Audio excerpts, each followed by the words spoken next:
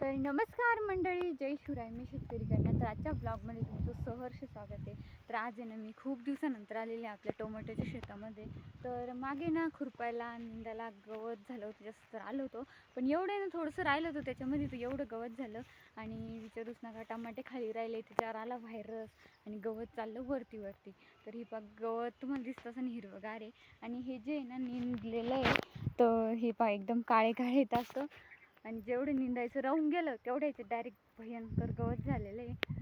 कारण त्याच्यावर व्हायरस आला. एवढा लाखोंमध्ये केलेला खर्च जर सगळ्या पाण्यात जात असेल शेतकऱ्याचा, तर त्याच्यामध्ये काम करायला बी इंटरेस्ट राहत नाही ना. जीवावर काम करायचं एवढं हे झाल्यावर.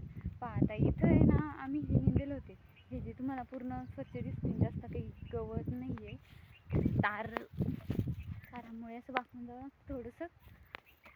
तर काल 6 महिन्यापासून आम्ही एवढ्या फवारण्या करतोय त्याच्यावर, एवढा खर्च, एवढी मेहनत, रोज त्या टमाट्यामध्ये बांधणं, उभे करणं.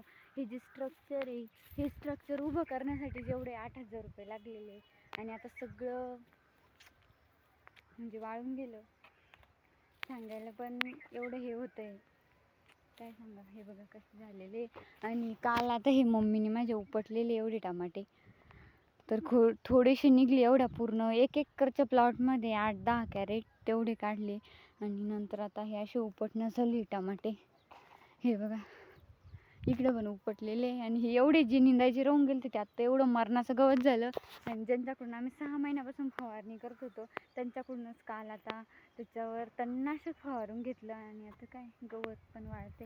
आता वावर स्वच्छ करणे आहे आपल्याला अडचण. वावरात एवढी ही केलेली, तर माल पीक निघो की ना निघो, पण आता वावर स्वच्छ ठेवणे आपलं काम आहे.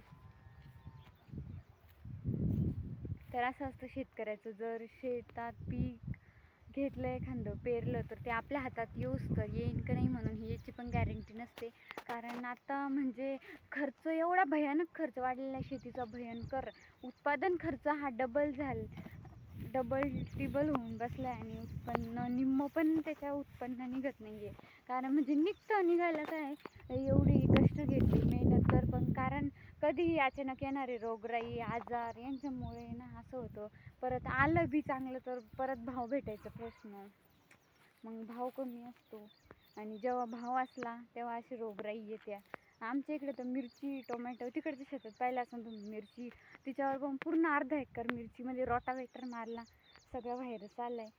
आता टमाटे पण उपटून फेकले असे. काय आता राहिलेले आज उपटतो, काही विलाज नाही. आता शेतकऱ्याला काय काही ना काही करावंच लागतं आता. तर चालू आहे आता. हे काल उपटलेले, आता उपटतो हे टमाटे. चला मग आता भेटूया. हा होता आजचा ब्लॉग पार्ट 1. तर ब्लॉग पार्ट 2 बघायला विसरू नका. तर आता पूर्ण जे हे झाले ना, आता अर्धे झालेले, तर हे झाल्यावर मी तुम्हाला दाखवते कसे उपटतो, काय उपटतो. नंतर मग आता हे एवढं स्ट्रक्चर उभं केलं आहे, हे तार बांबू दोऱ्यांनी बांधले, हे ते. तर मग याचा काहीतरी उपयोग झाला पाहिजे, म्हणून यात काय लागवड करणार काय नाही. तर मग ब्लॉग खूप सारा मोठा होऊन जातो आणि पाहायला बी टाईम राहत नाही. काय आले मम्मी आवाज देऊ लागली माझी. तर पुढचा ब्लॉग पाहायला विसरू नका, ब्लॉग पार्ट 2. आणि ब्लॉग पार्ट 1 कसा वाटला कमेंट करून नक्की सांगा.